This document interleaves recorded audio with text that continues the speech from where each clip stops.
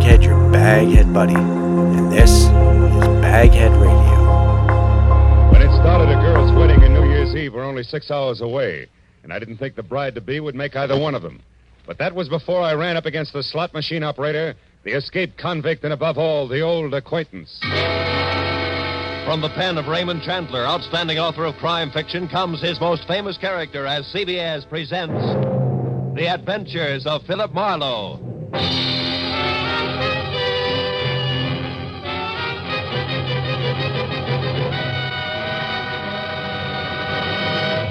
And now, with Gerald Moore, starred as Philip Marlowe, we bring you tonight's exciting story, The Old Acquaintance.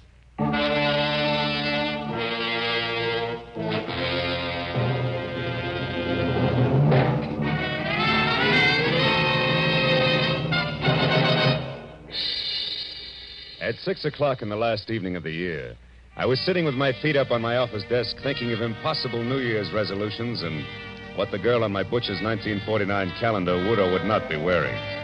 But at that present point, there was a soft, almost apologetic knock on my office door. I said come in and saw a quiet man in quiet clothes who extended a quiet hand. He introduced himself as Paul Riker, a Beverly Hills insurance broker. But the tremor in his voice said very worried client, which on New Year's Eve was something I could do without. Mr. Marlowe, you've got to find Nancy Marshall for me. Just for a springboard, Mr. Riker, who is Nancy Marshall? She's my fiancée. We were to be married at my place in Beverly Hills tonight. On New Year's Eve? Yes, you see, it was at a New Year's Eve party a year ago that we met for the first time. Oh, when'd you last hear from her? 2 hours ago. She called and said that she was in terrible trouble, that nobody, especially the police, could help her, that the wedding was off. I see. You're sure it's not just a matter of your being left at the altar, huh? Another man? Oh, no, I'm certain that's not it. Now, please, Mr. Marlowe, will you help me? Mr. Riker, to you, New Year's Eve means wedding bells, but to me, it's something else, specifically a cozy little apartment on Wilshire Boulevard where there's a very nice girl and a couple of chilled bottles of sham... Oh, what is it, Mr. Marlowe? What's wrong? There's somebody outside. Riker, get away from that door, quick! Whoever threw those shots through the frosted glass in my office door wasn't interested in checking up on his marksmanship, because by the time I got to my feet, he was taking the stairs to the street. When I got outside, I was just in time to see him pile into a pickup truck and roar off. And the best I could do was get a face full of exhaust fumes and the last 3 numbers on his license plate, which read 711. When I got back to Riker and the glass on my office floor, I found the potential groom whiter, shakier, and less quiet than at our first meeting. Marlowe, did you get him? Do you know who it was? No, I don't. Now, relax a minute, Riker, and think. Yes. Who could possibly object to you and Nancy getting married? But that's just it. There's nobody I know of, Mr. Marlowe, and I'm positive that the same is true of Nancy. All right, now tell me, where does Nancy live? In a villa at 1428 North Havenhurst Drive, number 12. Mm-hmm. But I've already been there, and she's gone. Were you inside? No, the door was locked, but, Mr. Marlowe, I thought you had specific plans for this evening. I do. But from the way things stack up right now, they've got a better chance of keeping than Nancy Marshall. Now, look, go back to your place in Beverly Hills, stay away from frosted glass windows, and wait till you hear from me. If we're real lucky, Mr. Riker, it still might turn out to be a Happy New Year.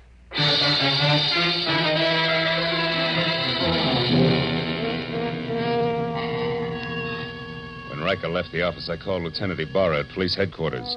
And after being told that it would take at least a half hour to get my kind of lead out of the 7-Eleven I had on the pickup truck's license, I headed for Nancy's villa on North Havenhurst, where it took me 10 minutes to outsmart the catch on the back door.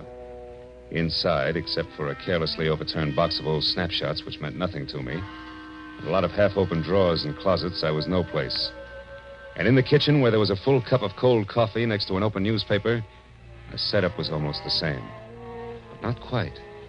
Because on the front page of the paper, there was a banner story complete with pictures that shouted the news of 3 men who had broken out of the state penitentiary that morning. And one of them, a man named Steve Doyle, had a face that I'd seen only minutes ago on one of the snapshots in the overturned box. I grabbed the paper and started back to check with the snapshot once again for good measure. But the second I stepped into the living room, I stopped. Hello. I don't believe I know you. Oh, the voice matched the lady perfectly. She was tall, beautiful brunette, about 30. Wearing a beige metallic wool jersey that covered more curves than a ride on a roller coaster. But the large monogrammed A on her purse meant that this was not the woman who had planned to marry Paul Riker. I said I don't believe I know you. The name is Arthur Murray. You're late for your rumble lesson. Oh, never mind the jokes, bright boy. It's a waste of your time and mine. All right, then we'll play it very straight. Name is Philip Marlowe. I'm a private detective, and I'm working for a very worried man. Now you, what's your connection with Nancy Marshall? I'm just, shall we say, an old acquaintance? That's all. Not enough. I'll prime the pump some more. I was hired to find Nancy, who seems to be in a lot of trouble. And coincidentally in trouble on the same day that Steve Doyle breaks out of stir. Now, once more, exactly where do you fit in? I don't think I'll tell you, Mr. Marlowe. If you don't mind. Well, pearl-handled, huh? How very chic. But deadly. Now get in that closet there, Marlowe. Go on. All right. But just so we don't go through this same routine when we meet again, and we will, who are you? Oh, you don't listen very carefully, Marlowe. I've already told you that I'm an old acquaintance. It's the season for them, remember? Now get in there and shut up.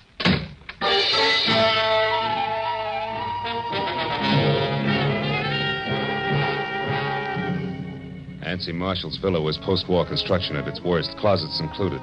So I didn't stay tucked away with the mothballs any longer than it takes to say old acquaintance. The minute I'd kicked my way out, I went right for the telephone and my only 100% bona fide lead. The number's 711.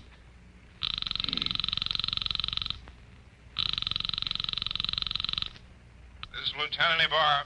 Marlowe, Ibarra. Anything for me on that license number? Oh, yeah. If you're sure it was a pickup truck, the chances are pretty good that it either belongs to a party named Maurice J. Calder at 409 South Main or one Jerome Graff, 3221 and a half Melrose Avenue. Check. What's up, Phil? Anything I might be interested in? That depends. Ever hear of a guy named Steve Doyle? One of that gang that broke out this morning? The very same. Matter of fact, he's probably driving that pickup truck right now. Oh. But look, Ibarra, I think I know what I'm doing, so how about letting me run this end of it until I get stuck? Well, There's a girl named Nancy Marshall mixed up in this, and a delay at this time might cost her her life. All right, I'll stay clear, Phil, for a while. Good. But just so you don't get too careless, remember, Doyle got out of jail this morning the hard way. He killed 2 guards. Oh, fine. Goodbye, Marlowe.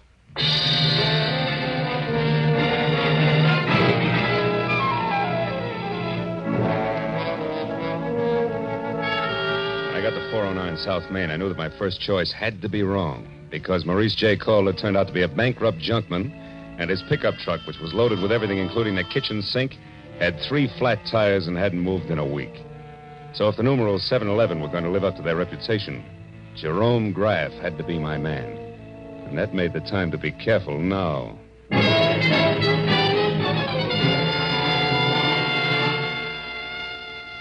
3221 and a half Melrose was a tired cottage set back about 50 weed-covered feet from the sidewalk. And from the rusted sign, Jerry Graff, mechanic, dangling at a crazy angle from a weather-beaten beam over the front door. I gathered that the place doubled as both Mr. Graff's living quarters and shop. I didn't see any truck out front, so I decided to try the alley in the rear before I knocked on any door. It was then that I noticed for the first time that I was being watched by a short man with a long face who was slouched against a nearby tree like a marionette with no strings attached. If you're lost, mister, maybe I can help you. Maybe? I was looking for a pickup truck. Seen one around? A pickup truck. Mm-hmm. Now, I wonder what that could be. Well, it's a small deal, about a half a ton, and... Oh, I get it. Okay, here. Here's 5. Now my question. Jerry Graff owns a pickup truck, but it ain't here. It's been out since dark. But Jerry's in. He's working late tonight. Working at what? Come on, you got your 5. Talk. Okay. It ain't no secret. Jerry's a nursemaid for one-armed bandits. Slot machines, huh? Is that his racket? Yeah. He used to be a big boy with them, too. But times have changed. Now he just works on them for other guys. What other guys? Oh, mister, I wouldn't answer that for even another 5. I wouldn't stay in business very long if I did. But I'll tell you one thing for free in case you're going to visit Jerry. What's that? Watch out for him. He's a very nasty man. Thanks, but I can take care of myself, Buster.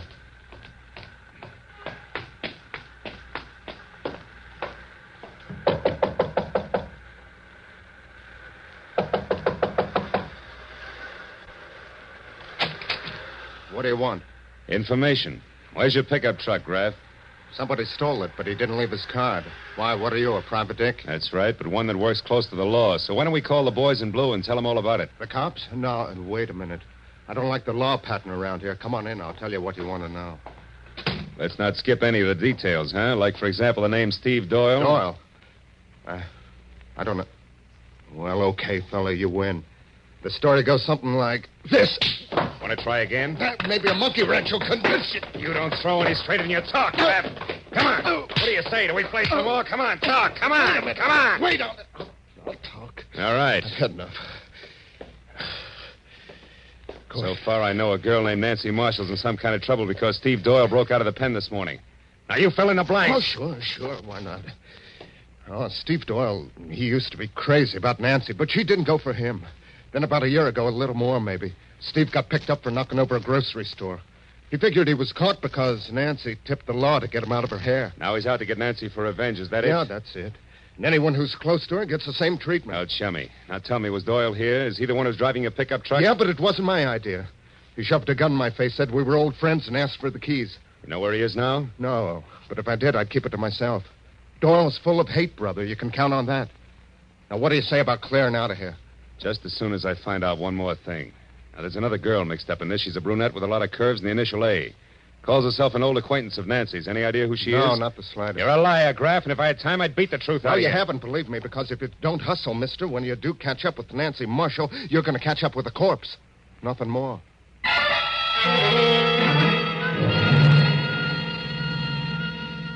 When I got outside, two things stood out in my mind like a pair of cleats at Carnegie Hall.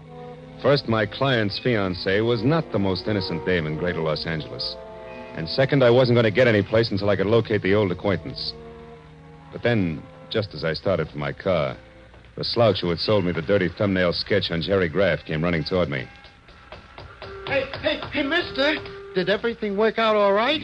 I was called away on some other business, or I'd have been here waiting. Waiting for what? Well, you know, in my game, I now and again give a guy a little more dope than he bargained for, and in that case, I sometimes end up with a bonus, so to speak. Well, right now, we're about even. But if you can tell me anything about a beautiful brunette whose first name starts with an A, I'll give you a bonus. It'll keep you in beer and pretzels from now until the 4th of July. A name that begins with an A? Yeah. Hey, she visited with Graff this morning, maybe? Yeah, it's possible. Come on, think hard. She's kind of tall, dresses like $1 million. That's right. Now, what's her name? Here, look. $20 bill. Her name, what is it? It's, yeah, I got it. Adrian Starr, 1312 Lookout Mountain Road. How do you know that? It was on the registration card in her car. I took a peek while she was... Trouble at Graff's. I'll take my 20. Goodbye.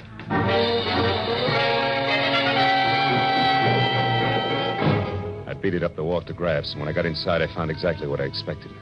Doubled up on the floor in the middle of a lot of oily machine parts and still holding his stomach with both hands was Jerome Graff, a very dead man.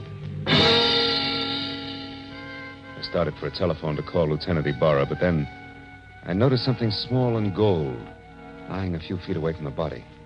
When I picked it up, I saw it was an ornamental buckle, the kind that a lady might wear on a coat. So I decided to skip Lieutenant Ibarra for the time being and call my client instead. Hello? This is Marlowe, Riker. Oh, yes, Marlowe. What is it? What have you found out? Quite a bit.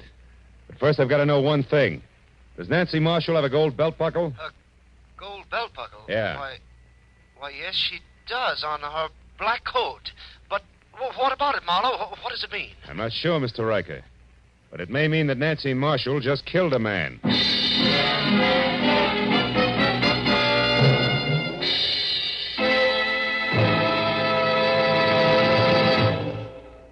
In just a moment, we will return to the second act of the adventures of Philip Marlowe. But first, by this time, a week from tonight, Jack Benny will have made his first broadcast exclusively on the CBS network. Starting next Sunday, you'll find Jack here with Mary Livingston, Phil Harris, Rochester, Dennis Day, Don Wilson, and all the others who have made the Jack Benny Show a regular Sunday evening delight for millions of Americans. Just for fun, the Jack Benny kind of fun, Make a New Year's resolution to hear the Jack Benny Show every Sunday starting a week from tonight, January 2nd, over these same CBS network stations. And now, with our star, Gerald Moore, we return to the second act of Philip Marlowe and tonight's story, The Old Acquaintance.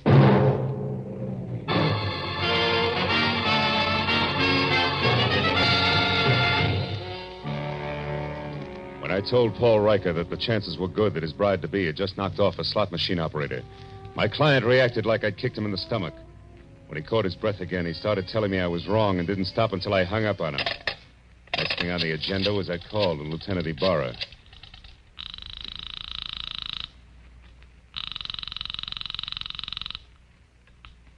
Lieutenant Ibarra speaking. Marlowe again, Lieutenant. Oh, did you find the owner of that pickup truck, Phil? Yeah, I found him, Ibarra. I'm calling from his shop now.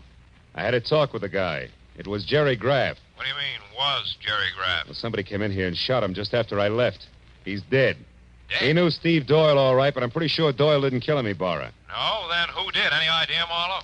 Well, looks very much like my client's fiancée, Nancy Marshall. I still don't know where she is or how it all fits together, but look, I got a lead on an old acquaintance of Nancy's named Adrian Starr. She lives up on Lookout Mountain Road. Now, if you don't hear from me in, say, an hour, you might check. Number 1312, that's my next stop. Okay, just be sure it's not your last stop. Goodbye.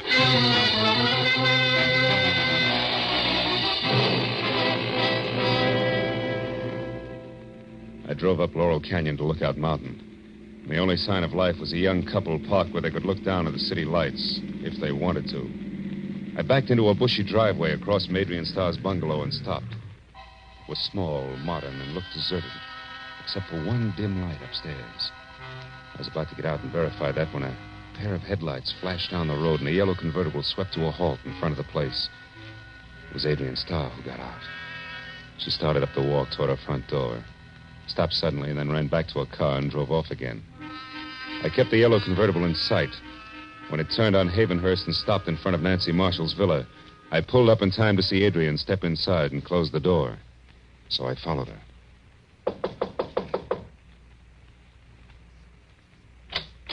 Marlowe, what do you want? I want to know what Jerry Graff means to you, Adrian. I don't know any Jerry Graff, so it means nothing. Come on, stop it. You went down to his shop to see him this morning. I thought you might like to know that he's dead. Dead? Mm-hmm. The cops are hungry for anybody who so much as knew his name. Maybe I better come inside and talk it over, don't you think? Yeah, maybe you better. Just a minute. Thanks.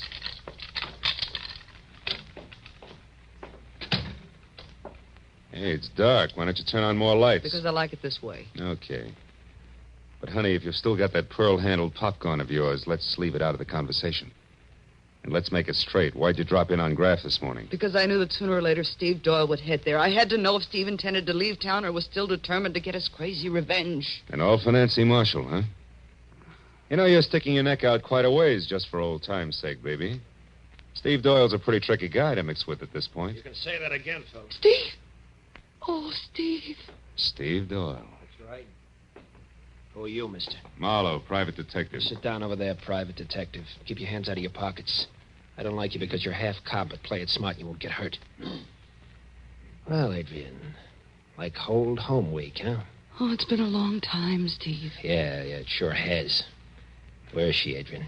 Where's Nancy? I don't know, Steve. You're lying to me. This is her place. You got her with a key. You've been down to see Graff. You know where she is, all right.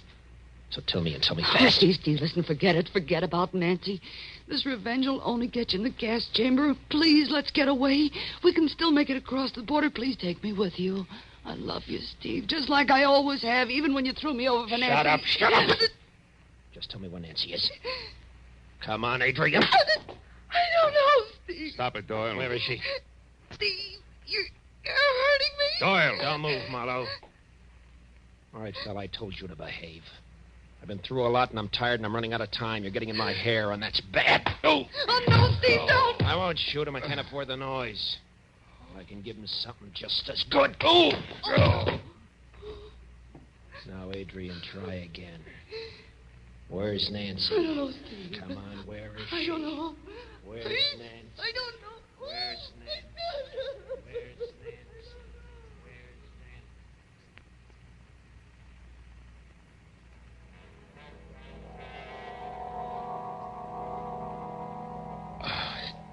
couldn't remember where I was or how long I'd been lying there, but gradually I got the crazy idea that I was being robbed by a very unhappy crook because I was sure that somebody was crying and going through my pockets at the same time.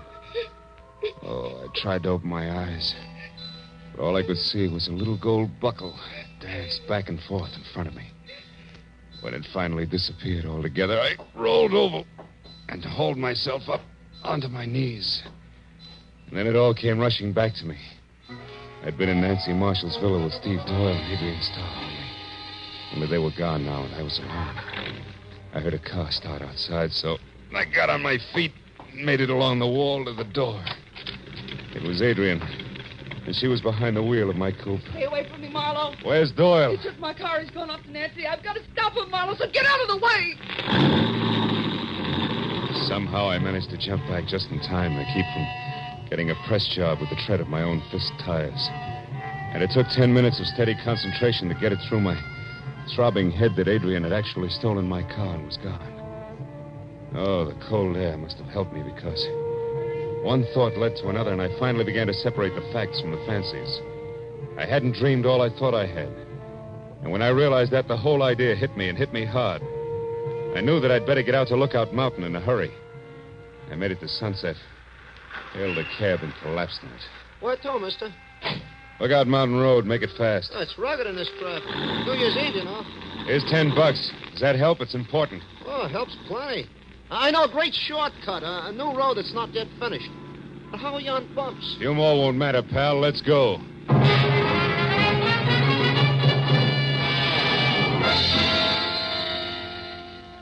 When it was over, I felt like I'd crossed the country on a pogo stick.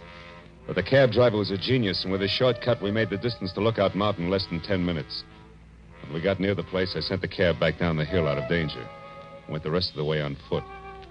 As I got within sight of Adrian's bungalow, I saw Steve Doyle getting out of the yellow convertible. I ran up to the house, tried the door. It was locked. Nancy, where are you? I know you're in there, baby. I'm going to find you. We have to take this joint apart. We've got some old business to settle, remember? So have we, Doyle. Drop that gun. Stand still. Okay, sucker. Go. You won't need that gun anymore, Doyle. Just kick it over there out of the way. Someday I'll get you for this fella. I doubt it, Steve. You're all finished, but you're too thick-headed to see it. Well, I guess it's time to relax and wait for Adrian. And we call the cops, huh? Adrian just arrived, Marlowe. Don't What? turn around or I'll kill you. Adrian. There we are, Marlowe. Toss your gun back here to me. Come on now. It's better. Oh, Steve. Steve, are you hurt bad, darling? Can you make it to the car? I'll try, Adrian. Got me on this side. It's bad. Oh, Steve, hurry, darling, hurry. I'll be with you in a minute. I'll make it okay. Well, Marlowe? Yeah. Okay, Adrian. Tell me one thing first, Marlowe. Did Steve get to Nancy? No. You killed Graff in time to shut him up, too, huh? So Steve will never know the truth, will he, Adrian? Could be it was you who crossed him and sent him to prison. You'll never find out. Not now. And you'll never realize how much I love him either. That's why I did it, Marlowe. It was the only way I could hold him for myself. And I was willing to wait. Can you understand that? Yeah. I guess I can. Too bad a love like yours has to be wasted on a guy like Steve. You'll never get away, honey. Not with him. You'll never make it. Maybe not. But if he goes out, at least I'll be with him, Marlowe, and that's the way I want it. And if you're going to do anything, Adrian, you better get it over with fast. That siren's a friend of mine. He's coming here. Adrian! Coming, Steve. You're a good guy, Marlowe, and a smart one. Just don't follow us, that's all. So long, Marlowe. Happy New Year.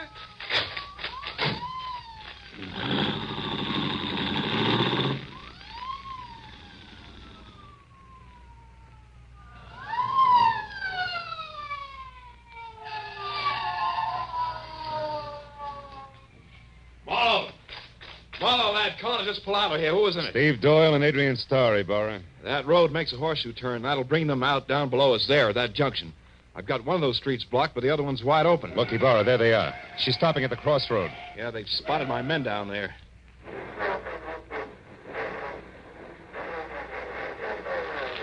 She's turning around. They're heading out the other way. She must be crazy, Marlowe. They'll never make that curve at that speed. They're not slowing down, Ibarra. She's heading straight for that stone wall.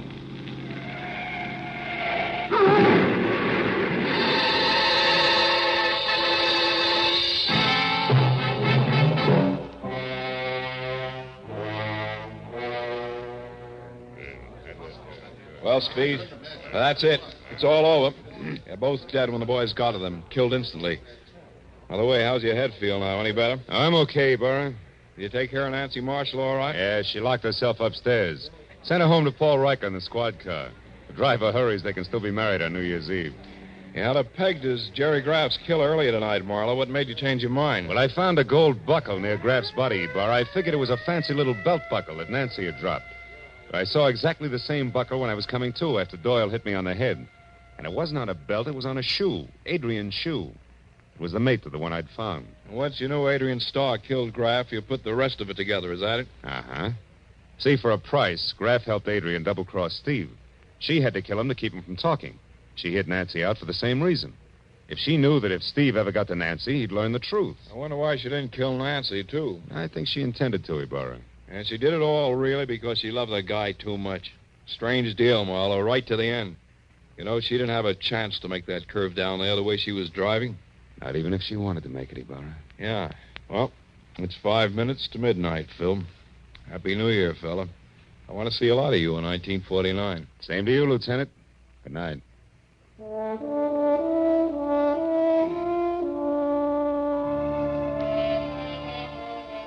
After Ibarra and the others left, I stayed up on Lookout Mountain and watched the new year come to Los Angeles.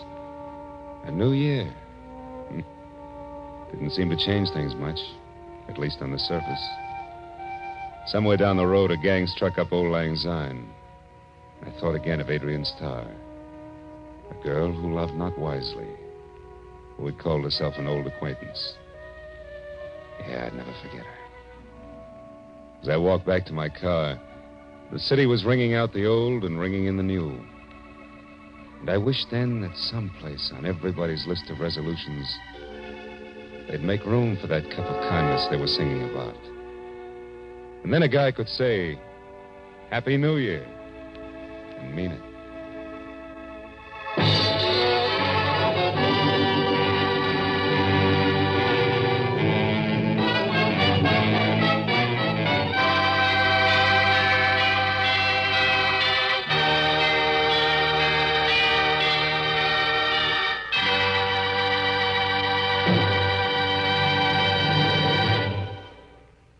The Adventures of Philip Marlowe, created by Raymond Chandler, stars Gerald Moore and is produced and directed by Norman McDonald. Script is by Mel Donnelly, Robert Mitchell, and Gene Levitt. Featured in the cast were Gloria Blondell, Edgar Barrier, David Ellis, Lou Krugman, and Stan Waxman. Lieutenant Ibarra was played by Jeff Corey. The special music was by Richard Arant. Be sure and be with us again next week when Philip Marlowe says... They all knew he was aboard the yacht when it exploded and sank. And everybody called his death an accident. Yeah, that is everybody except the corpse himself. He said it was murder.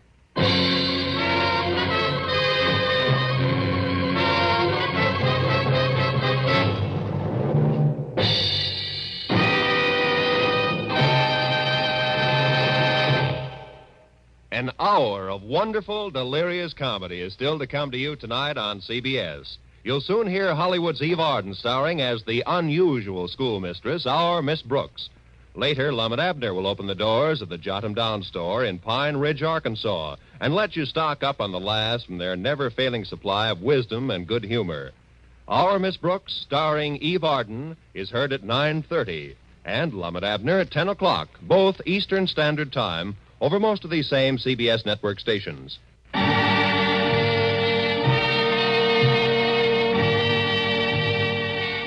This is Roy Rowan speaking for CBS, the Columbia Broadcasting System.